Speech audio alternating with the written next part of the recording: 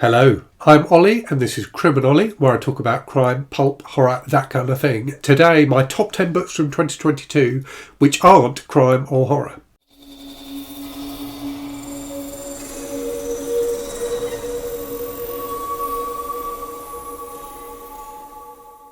So I said in that intro there are no crime or horror books here. There are 3 books which I think some people would label as horror. Personally, I think they're a bit too complicated to pin down to an individual genre. But they definitely have elements of horror in them. And maybe that's no surprise that the horror would creep out of my horror top 10 and infect and invade this non-crime or horror top 10 as well.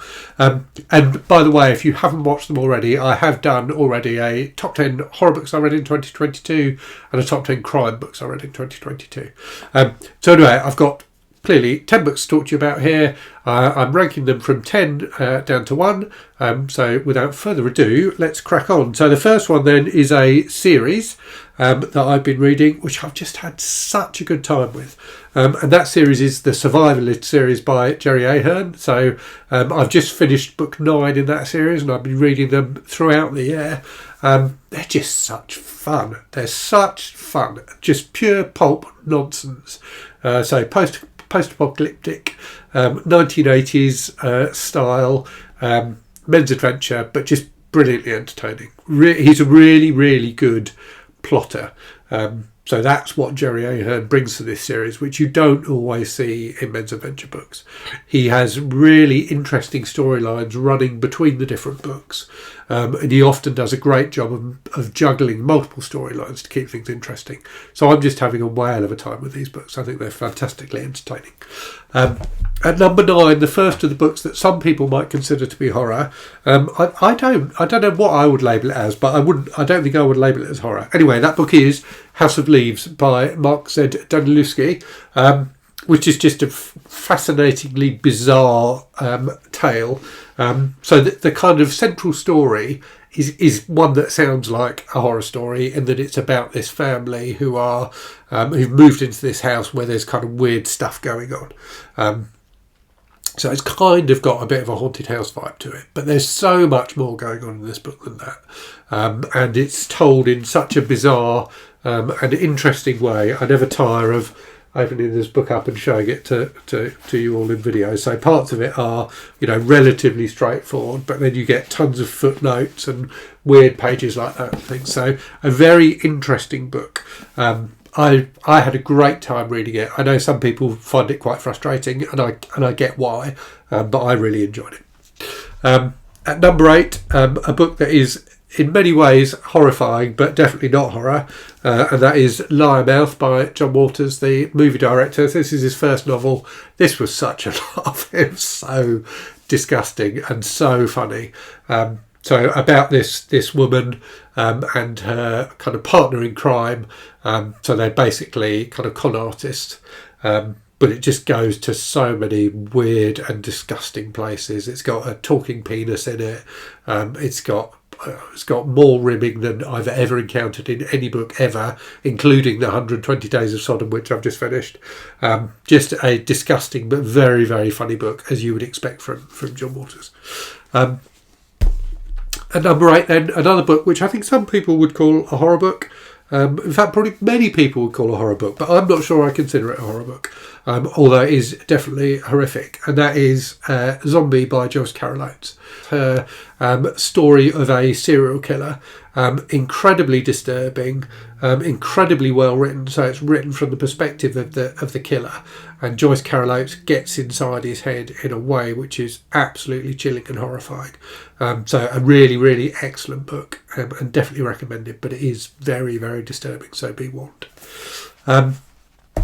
Above that, a western. So there's 2 westerns on the list this year. So both of which, so this one I read during June on the Range, the western reading event that Michael K. Vaughan ran in June of this year. The other one I had read earlier in the year. So the one I read for June on the Range was from this Library of America edition. It was The Oxbow Incident by Walter Van Tilberg Clark, which is just a fantastic... So definitely a western, set in the old west, and has got that western vibe. But but turns the traditional tropes of westerns on their head, really. So about a posse that's formed in this town to go out and capture some cattle rustlers who've committed a murder, and told from the perspective of one of the members of that posse. But a really interesting examination of kind of mob rule and what happens when individuals try and take the law into their own hands. Just really fascinating, really effective, and a book I haven't stopped thinking about since I read it. Next up then, at number 5, another book which is kind of a horror book, but again I think it's a really difficult one to pin down, and that is The Laws of the Skies by Gregoire Courtois. I'm probably pronouncing his name wrong. I sound like I'm trying to put on a phony French accent, but I think that's how you pronounce it anyway. So a fantastically bleak and disturbing book. So a French novel translated into English, about a class of like primary school children. What do you call it in America? Grade school. So like little kids who go on a camping trip into the forest with their I think a couple of teachers, and through the course of the book, everybody dies, and that's basically the story. But incredibly bleak and horrible. You know what's going to happen right from the start. So really disturbing, but incredibly effective, and a really interesting meditation on the fact that, you know, violence and death can strike any of us at any time. I thought it was quite an amazing book. Next up then, at number 4, the other Western in the list, Lonesome Dove by Larry McMurtry. So again, a book I kind of haven't stopped thinking about since I read it. So a wonderfully rich and absorbing book. I think, you know, destined to become a classic. It's over 900 pages long, but just wonderfully immersive. So it's got everything you would want from a Western in it. But the storytelling and the characters in this book are just so wonderful. It really pulls you in. And just a fantastic, fantastic read. Definitely highly recommended. At number 3, something completely different, but a book I really enjoyed, which I did actually start, I think in 2019, but finished this year. And that was Milkman by Anna Burns, which is a book set in the 1970s in Northern Ireland about the Troubles, told from the perspective of a young woman who kind of exists slightly outside of everybody else in the society, and that she's just a bit different. She likes to read. She likes to read while walking about the town, and it's just that lens it places on that very troubled time, no pun intended, in you know, British history is fascinating. And the way the arbitrariness of kind of the violence that took place and the divisions between the two parts of the society is just really, really interesting. But it's also incredibly funny at times, really moving, beautifully written. The language is just fantastic. I listened to it as an audiobook, which isn't something I do very often. But the narrator did such a great job, and the prose is written in such a beautiful way with lots of kind of repetition and things like that it works brilliantly as a book to listen to rather than read. I thought it was a really, really wonderful book, and again one that I've just kept on thinking about. At number 2, something incredibly disturbing. In fact, it's the most disturbing book I've ever read still, and that is Noticed by Heather Lewis, which I thought was just a fantastic book. So incredibly bleak. So the story of a young woman who's a prostitute who gets taken in by this couple, and all sorts of horrific things happen to her, and it's about, you know, that event and then what happens afterwards. But an incredibly bleak and effective kind of description of the effects of abuse on an individual. Really harrowing, but fantastically well written, and really, really gripping as well. I thought it was incredibly moving and just a fantastic, fantastic book.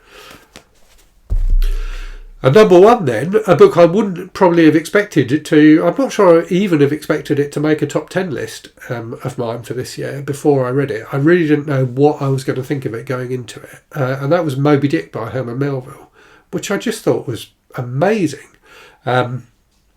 So fantastic that a book that's as old as it is can still be incredibly readable and incredibly effective. But also, what an amazing experiment in writing. So a book, as you know, about the whaling industry, and in particular about one particular ship going in search of one particular whale. But the way Melville merges together, kind of what is effectively an adventure story with incredibly over the top levels of detail about whaling, which somehow still work, I just thought was incredible. I think I've rarely felt as immersed in a book as I did in Moby Dick. I really felt like I understood what it was like to work in that industry, which is an industry which is completely doesn't exist anymore. I'm not sure this book could have been written at any other time in history than it was. Just a magnificent achievement and a really, really excellent book. Okay, time for a random book from the shelves, and this is a book that, had I made a list like this in the year that I read it, would have made that list, and that is Washington Black by S.E. Ahern, which is just a wonderfully rich and enjoyable story, but also one that has fascinating things to say about its subject matter. So a book about a young black man who's a slave who is freed, and his kind of travels and adventures thereafter. So a wonderful piece of storytelling, but also a fantastic book about humanity, but also about inhumanity. So yeah, a wonderful, wonderful read. So I hope you found that interesting. Do let me know in the comments what your favourite books of the year have been, your favourite non-crime, non-horror books. I've had a really great reading year this year. I think being on BookTube has definitely helped that, has definitely made me read books that I wouldn't have read otherwise, and I really cherish that. So yeah, it's been a fantastic reading year for me, and hopefully it has for you too. Anyway, as always, thank you very much for watching. Hope you're safe and well out there. Hope you're reading good stuff, and I'll speak to you again very soon. Jerry Ahern.